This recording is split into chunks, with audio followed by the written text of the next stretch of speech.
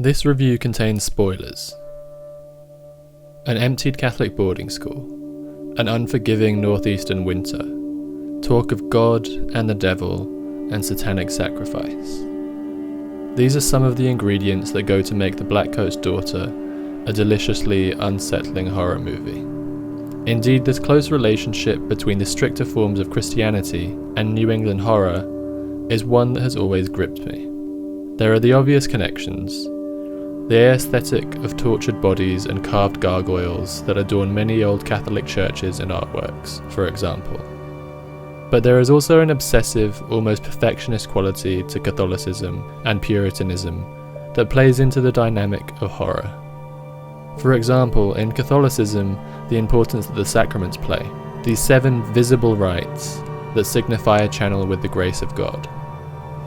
The combination of flesh and blood and an emphasis on visibility and symbolism make Catholicism in particular a religion that seems perfectly primed for horror cinema. In The Blackcoat's Daughter, Osgood Perkins captures this dynamic of this almost mirror relationship between horror and Catholicism, and the Abrahamic stories of Satan and the devil more generally. The film is set at a Catholic girls' boarding school in the northeastern United States, during a particularly unforgiving winter. It's the school break, and while most girls are preparing to go home, it seems that the parents of 2 girls have failed to show. Rose is a striking, rebellious senior student who carries a certain reticence towards the oppressiveness of the boarding school. She doesn't join in prayers, she escapes campus with her boyfriend, and it seems that she has become pregnant with his child.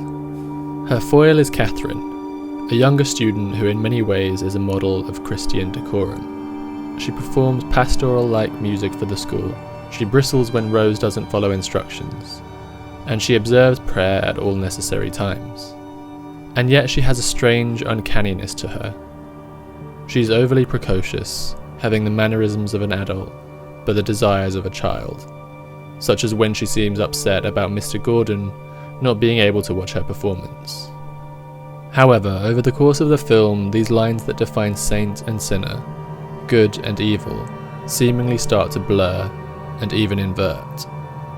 There are red herrings thrown in, such as Rose's suggestion that the groundskeepers are Satanists.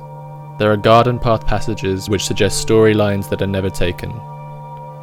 All this ultimately resulting in a creepy sense of unease and threads without ends, as the wait for the girls' parents gets longer and events at the school start to slide into the more horrific. This sense of creeping horror is emphasized in the tone that Perkins creates through his shot choices and pacing.